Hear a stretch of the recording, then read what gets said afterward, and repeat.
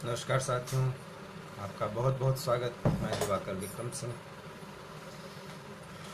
कल हम आपके साथ नहीं जुड़ पाए थे क्योंकि कल उस मुद्दे पर ज़्यादा चर्चा हो रही थी, अर्थात फ़ारूक अब्दुल्ला के चीन प्रेम पर, और आज भी उसकी चर्चा हो रही है।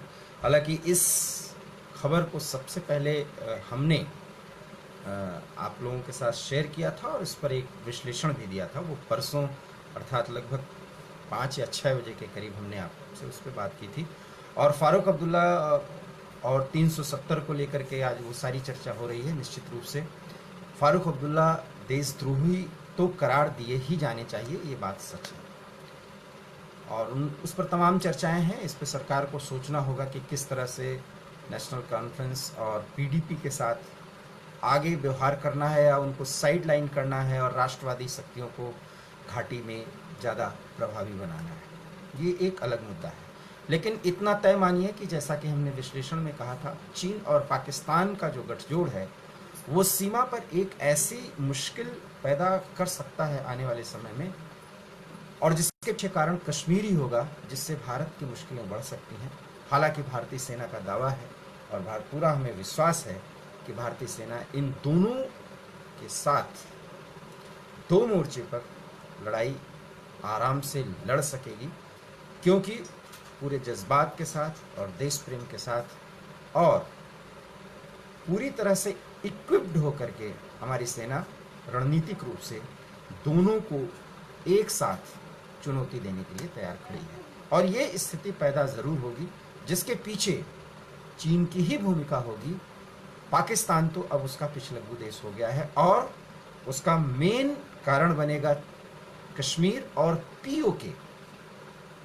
लद्दाख और गलवान में जो कुछ भी चल रहा है, अर्थात 60,000 की सेना अगर चीन की खड़ी है तो इसका मायने आप समझ सकते हैं कि वो कोई सामान्य स्तर नहीं है। और सर्दी वहाँ पे शुरू हो चुकी है, कुछ दिन में बर्फबारी भी शुरू हो जाएगी। और इन परिस्थितियों में जो स्थायी वहाँ पर सैनिकों के रहने के लिए आवास और ये सब कुछ बनाए जा रहे हैं, इससे साफ है कि अब चीन कम से कम बातचीत से मानने वाला नहीं है। ये बिल्कुल तय। ये तो हो गई खबर चीन, पाकिस्तान, इंडिया, कश्मीर और पीओके को लेकर। लेकिन आज की जो सबसे बड़ी खबर है जिस पर हम आपसे बातचीत करना चाहते हैं, वो खबर ये है कि किस तरह से महाराष्ट्र में एक न एक मुद्दे पर लेकर के उद्धव सरकार पर या तो सवाल खड़ा किया जाता है या उद्धव सरकार विवाद में आती है। और ताज़ा विवाद ये है कि राज्यपाल ने भगत सिंह कोश्यारी ने एक चिट्ठी लिखी है उद्धव ठाकरे को, मुख्यमंत्री उद्धव ठाकरे को, कि आपने बार तक खोल दिए महाराष्ट्र में, मुंबई सहित पूरे महाराष्ट्र में, लेकिन मंदिरों को खोले जाने को लेकर के आप सीरियस क्यों नहीं? तो एक बड़ा सवाल है। हालांकि राज्यपाल ने ये चिट्ठी क्यों लिखी और राज्यपाल का इस तरह का चिट्ठी लिखने के पीछे का कारण क्या है, ये अभी सहज नहीं समझा जा सकता। लेकिन एक बहुत महत्वपूर्ण बात राज्यपाल ने कही है जिसको कम से कम मैं बहुत उचित नहीं कह सकता, और वो चिट्ठी ये है कि उद्धव जी, आप कब से सेक्युलर हो गए? क्योंकि आपकी पहचान ही एक हिंदुत्ववादी फोर्स के नेता के तौर पर है, क्योंकि विरासत से आप हिंदुत्ववाद को आगे बढ़ाते रहे हैं, आपका परिवार, आपका खानदान।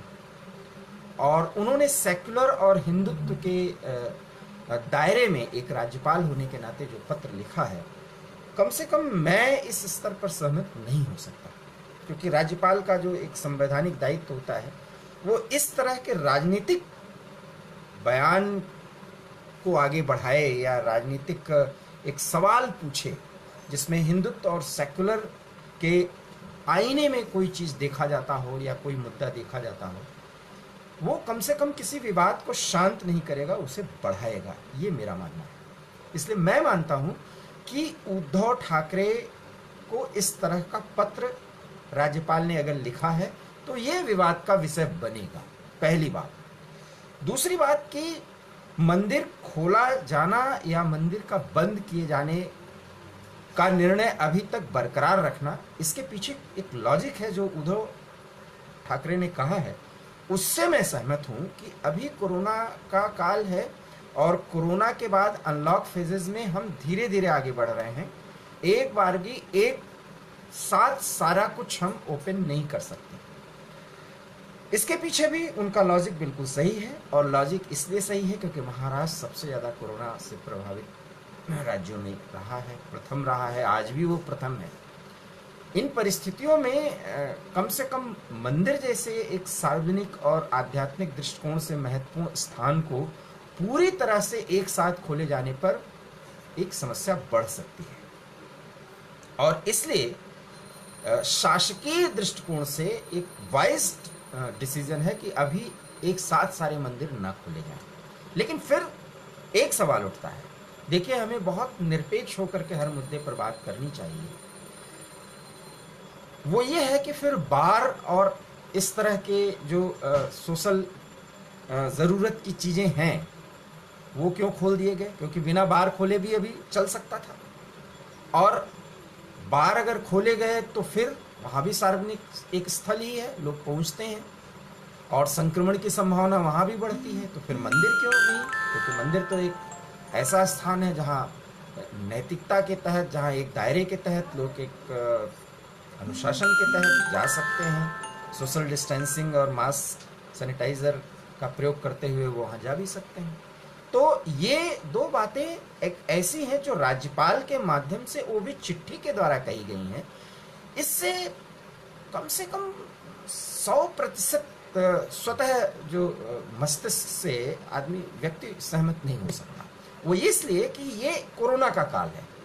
दूसरी बात, ठाकरे परिवार से ये सवाल उठाना कि आप तो हिंदुत्व के पोषक थे, आप कब से सेक्युलर हो गए, ये तो मजबूरी है। देखिए, जिस दिन से ये शिवसेना की ये सरकार बनी है, इसका जवाब है।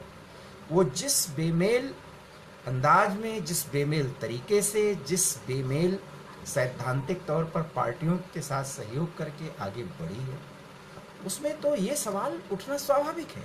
और ये पद और प्रतिष्ठा के लिए निश्चित रूप से कहीं न कहीं एक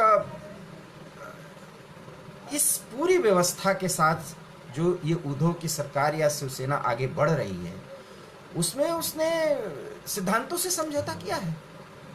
और एक हार्डकोर हिंदुत्ववादी पार्टी होने के नाते शिवसेना जानी समझी जाती रही है। और उद्धव भी अपने शुरुआती दौर में बाला साहब के जिस तरह से दायरे में वो रहे, वो इस दायरे को कभी तोड़ नहीं सके थे। लेकिन एक ऐसी ज़रूरत बन गई, और यहाँ पर ये माना जाना चाहिए कि इसके पीछे सबसे बड़ा कारण पुत्र मोह, उस पुत्र मोह में आने के बाद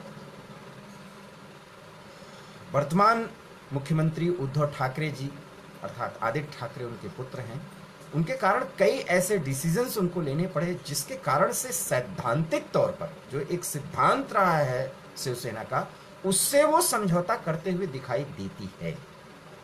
इसमें तो कोई सवाल और जवाब करने की जरूरत नहीं है। लेकिन राज्यपाल की चिट्ठी जिस तरह से सामने आई है, फिर तो एक एजेंट के तौर पर, केंद्र के एजेंट के तौर पर, या क्योंकि वो धुर भाजपाई हैं और धुर संघ के व्यक्ति हैं, भगत सिंह कोश्यारी जो उत्तराखंड के पूर्व मुख्यमंत्री भी रहे हैं, और उनका जो राजनीतिक शैली है और राजनीति करने का जो तौर तरीका है, वो पूरी तरह से संघ से ओतप्रोत है, संघ की विचारधारा से।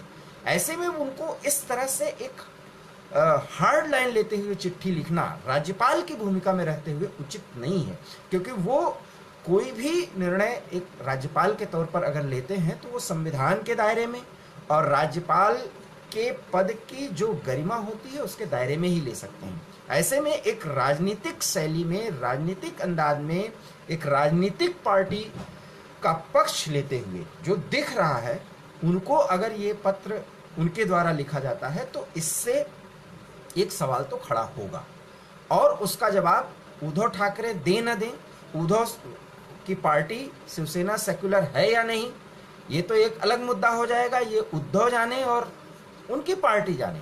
लेकिन राज्यपाल की भूमिका और महाराष्ट्र में वर्तमान राज्यपाल की जो कार्यप्रणाली है और गतिविधि है, वो विपक्ष के निशाने पर आएगी, जिसका प्रकारांतर से फायदा कम, नुकसान ज़्यादा हो सकता है और उसकी आंच केंद्र तक जाएगी।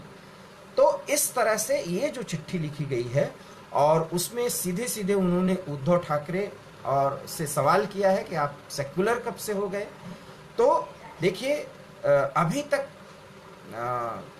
केंद्र स्तर पर सेक्युलर शब्द को नकार नहीं दिया गया। हालांकि सेक्युलर के प्रति जिस तरह का आग्रह अन्य राजनीतिक पार्टियां करती रही हैं, भारतीय जनता पार्टी ने नहीं किया है। लेकिन सेक्युलर शब्द को हम अछूत नहीं मान सकते एक नागरिक होने के नाते, क्योंकि ऐसा संघ प्रमुख ने भी कहा है कि हिंदुइज्म का मतलब ही होता है कि वो उसमें सेक्युलर का भाव है।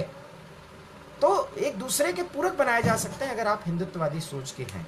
ऐसे में ये घालमेल किया गया एक राजनीतिक शैली में लिखी गई चिट्ठी भगत सिंह कोश्यारी द्वारा, उसका समर्थन नहीं किया जा सकता। अगर किया जा रहा है तो फिर तो ये उग्रता है। उग्र बातों को एक आगे बढ़ावा देना या उसका समर्थन करना, ये बिल्कुल गलत है। अब रही बात उद्धव की, तो उन्होंने तो समझौता किया ही है और इस बेमेल समझौते में महाराष्ट्र का बहुत नुकसान हो रहा है। इसमें मुश्किलें उनकी बढ़ रही हैं, क्योंकि कोई भी निर्णय आप शुरू से उठा लें तो वहाँ पर जो संतों पर हमले किए गए, उनको पीट पीट कर मार डाला गया पालघर से लेकर के, और आज तक कंगना रनौत प्रकरण से लेकर के आज तक सुशांत मर्डर केस और ड्रग्स प्रकरण पर जितनी भी बातें उठी हैं, अगर उद्धव सरकार मुश्किल में आई है तो उसके पीछे कांग्रेस और एनसीपी की चुप रहने की और चुप रह करके मजा लेने की प्रवृत्ति ही है। क्योंकि बट नेचुरल है कि वहाँ विपक्ष की भूमिका में भाजपा है और भाजपा उद्धव सरकार को घेरती है, तो उद्धव सरकार अगर गिरती है तो सारे घटक गिरने चाहिए। लेकिन कांग्रेस और एनसीपी जो है उसमें दूर से बैठ करके मजा लेते हैं। लेकिन जब संजय राउत और भाजपा के नेता के पूर्व मुख्यमंत्री की वहाँ मुलाकात हुई, तो उसके बाद से स्थिति अब ये समझी जाने लगी है कि शिवसेना कहीं अपने पुराने घर या पुराने रास्ते या पुराने विचारधारा पर फिर से न लौट जाए। इसलिए शरद पवार ने बहुत मनाने और बहुत मान मनुहार करते हुए समझाने की कोशिश भी की है। तो कुल मिला के सरकार चले, कुछ लोग मंत्री बन गए हैं, उनके कोटे से उनके फायदे हों। महाराष्ट्र में ये एक मुश्किल है। कम से कम गवर्नेंस स्तर पर लगता सब कुछ बहुत सही है, लेकिन उद्धव कहने के लिए मुख्यमंत्री हैं, आदित्य ठाकरे मंत्री हैं, लेकिन शिवसेना की एक स्तर से ज़्यादा नहीं चल रही है। और वो निर्णय जो शिवसेना एक पूर्ण बहुमत वाली पार्टी होती या भाजपा के साथ आगे बढ़ती तो कुछ और होता। इसलिए मैं ये बात कह रहा हूं क्योंकि सैद्धांतिक रूप से तो उद्धव ठाकरे ने समझौता किया ही है, लेकिन इसके पीछे जो कारण मंदिर के खोले जाने का, वो अगर उद्धव ठाकरे ने ये बताया है तो इसका बावेला या बखेड़ा नहीं खड़ा किया जा सकता। क्योंकि आफ्टर ऑल कोरोना एक महामारी है और अभी ठंड की शुरुआत है। हालांकि वहाँ पर सर्दी इतनी नहीं पड़ती, लेकिन बदले हुए मौसम में कोरोना 4 गुनी रफ्तार से ज़्यादा और ताकत से लौटने की उसकी संभावना है। ऐसे में महाराष्ट्र जैसे राज्य में कुछ निर्णय बहुत समझबूझ कर लेने हैं, जिसमें मंदिरों को पूरी तरह से खोले जाने का मामला है। अगर शासकीय स्तर पर ये लिया जाता है तो इसे पूरी तरह से गलत ठहराया नहीं जा सकता। और एक राज्यपाल होने के नाते संवैधानिक मान्यताओं और उसके सिद्धांतों का पालन करते हुए कोश्यारी का इस तरह से चिट्ठी लिखा जाना, ये बिल्कुल सही नहीं कहा जा सकता। कम से कम इसे मैं मानता हूँ। और अगर ये लिखा गया है तो ये माना जाएगा, और अगर ये सवाल उठेगा कि वो एक भाजपा के एजेंट के रूप में काम कर रहे हैं, तो फिर इस पे किसी को कोई गुरेज नहीं होनी चाहिए। और अगर वो ऐसा रखे कर सकते हैं और कर रहे हैं तो फिर वो कर रहे हैं। और इस पूरे मुद्दे में कंगना रनौत का कूद जाना और जिस तरह से उन्होंने गुंडों की सरकार कहा है, ये भी एक राजनीतिक वक्तव्य है। और कंगना रनौत कहें न कहें, माने या ना माने, लेकिन देर सवेर वो राजनीति में आएंगी। पार्टी कौन सा चूज करेंगे ये आप सभी जानते हैं, लेकिन इतना ज़रूर है कि उद्धव सरकार समय समय पर इस स्तर पर घिरती है कि वो बहुत ही बेचारी और बहुत मजबूर सरकार लगती है, लेकिन कुल मिलाकर के कांग्रेस और एनसीपी साथ बैठ करके बहुत करीने से उद्धव सरकार की मजबूरी का मजा लेते हैं। निर्णय और उसके फायदे और नुकसान वो सब उद्धव के पाले में जाता है, और उसका जो मजा है वो ये दोनों पार्टियां ले रही हैं। तो बेमेल सरकार और बेमेल गठबंधन और सैद्धांतिक रूप से बहुत ज़्यादा दूरियों ने इस स्थिति में वर्तमान मुख्यमंत्री उद्धव ठाकरे को डाला है। इसमें किसी को शंका सुबह नहीं होनी चाहिए, संदेह नहीं होना चाहिए। ये सरकार कब तक चलेगी ये कहना मुश्किल है, लेकिन आने वाले कुछ महीने उद्धव ठाकरे के लिए मुश्किल भरे तो हो ही सकते हैं, क्योंकि स्थितियां लगातार एक सामान्य तरीके से आगे बढ़ने वाली सरकार की नहीं बनती दिख रही है। कब तक शरद पवार, कब तक कांग्रेस साथ देंगे ये देखना होगा। आज के लाइव में बस इतना ही।